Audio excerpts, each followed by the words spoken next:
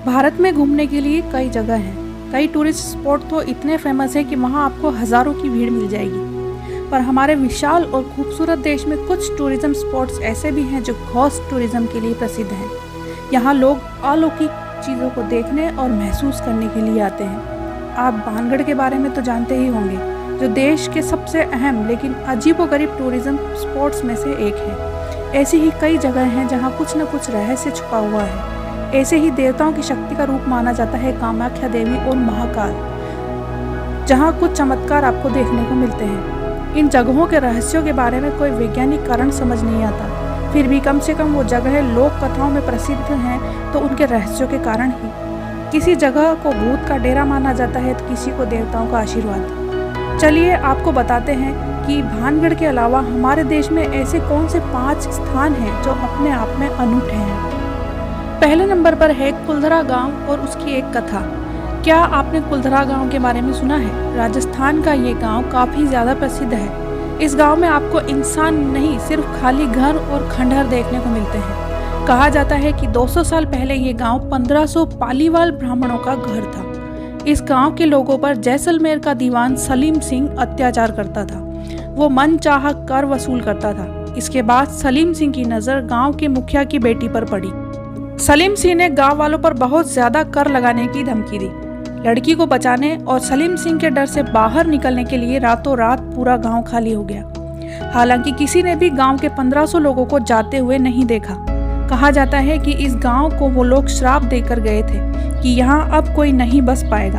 अगर आप कभी राजस्थान घूमने का प्लान बनाएं तो कुलधरा गाँव के बारे में जरूर सोचिएगा। ये गाँव जैसलमेर से सिर्फ 18 किलोमीटर की दूरी पर है। दूसरे नंबर पर आता है जुड़वा बच्चों का गांव कोहिंदी। केरल में एक गांव है जहां के रहस्य को वैज्ञानिक भी नहीं सुलझा पाए। मल्लापुरम जिले में मौजूद कोदिन्ही गांव ऐसा है जहां 200 से ज्यादा ट्विंस हैं। जी हाँ, यहाँ हर दूसरे घर में जुड़वा बच्चे होते हैं। इसके अलावा तिड़वे बच्चे भी देखने को मिलते हैं। इस गाँव को सरकार भी विलेज ऑफ ट्विंस कहती है। कोदिन्ही के साथ एक बात और अजीब है, यहाँ की महिलाएं अगर किसी और गांव में शादी करके जाती हैं तो भी उनके जुड़वा बच्चे होते हैं। इस पर कई वैज्ञानिकों ने भी रिसर्च की और अभी तक जवाब नहीं ढूंढ पाए। उनका मानना है कि ये यहाँ के पानी की वजह से है। स्थानीय लोगों का मानना है कि ये देवताओं का आशीर्वाद है। कोझिकोड कालीकट अंतर्राष्ट्रीय एयरपोर्ट से कैब बुक कर आप कोदिन्ही तक पहुँच सकते हैं। ये गाँव एयरपोर्ट से 40 किलोमीटर दूर है। ये गाँव केरल टूरिज्म का एक महत्वपूर्ण हिस्सा बताया जाता है। तीसरे नंबर पर आता है कंकालों से भरा तालाब रूपकुंड। हर साल सर्दियों के बाद जैसे ही बर्फ पिघलती है वैसे ही रूपकुंड तालाब में मानव कंकाल तैरने लगते हैं। 16,500 फीट की ऊंचाई पर मौजूद इस तालाब को 1942 में ढूंढा गया था। तब से लेकर अब तक ये गांव एक रहस्य बना हुआ है। रूपकुंड तालाब में कई फॉरेंसिक और रेडियोकार्बन टेस्ट किए गए और वैज्ञानिकों का मानना है कि यहाँ मौजूद कंकाल कम से कम 1200 साल पुराने हैं। किसी को नहीं पता कि ये कहाँ से आए हैं। लोक कथा कहती है कि कन्नौज के राजा जसदावल और उनकी प्रेग्नेंट रानी और उनके सभी नौकरों का काफिला जो नंदा देवी के दर्शन को निकले थे, लेकिन रास्ते में तूफान की चपेट में आ गए और इस तालाब में समा गए। रूपकुंड ट्रैक आजकल बहुत फेमस ट्रैकिंग एक्सपीरियंस माना जाता है। दिल्ली से रूपकुंड ट्रैक पर जाने के लिए कई टूर कंपनियां पैकेज देती हैं। अगली जगह है परिंदों के आत्महत्या करने की जगह जतिंगा। असम में एक छोटा सा गांव है जतिंगा।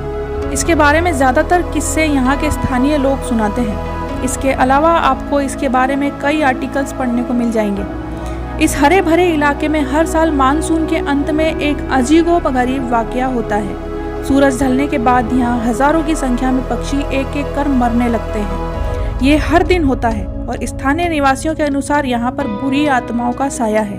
वैज्ञानिकों का मानना है कि शायद पक्षी कोहरे की वजह से ठीक से देख और महसूस नहीं कर पाते और इसीलिए वो पेड़ों से टकराकर मर जाते हैं। पर फिर भी कोई ये नहीं जानता कि आखिर हर साल कई दिनों तक एक ही जगह पर ऐसा क्यों होता है। दोस्तों, अगली जगह है डूबने वाला चर्च शेट्टीहाली।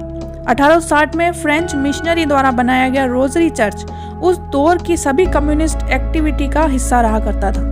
ये सिर्फ चर्च ही नहीं था, एक अनाथालय और अस्पताल का काम भी करता था। हालांकि 100 साल बाद भारत सरकार ने गोरू डैम बनाया और इस पूरे इलाके को पानी ने अपनी चपेट में ले लिया।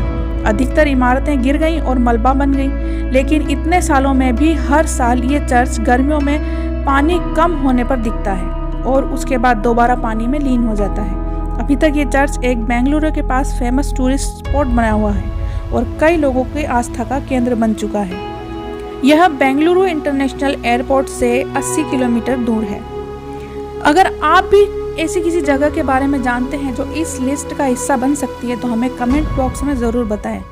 साथ ही वीडियो पसंद आई हो तो लाइक शेयर करें और चैनल पर नए हैं तो सब्सक्राइब करना ना भूलें।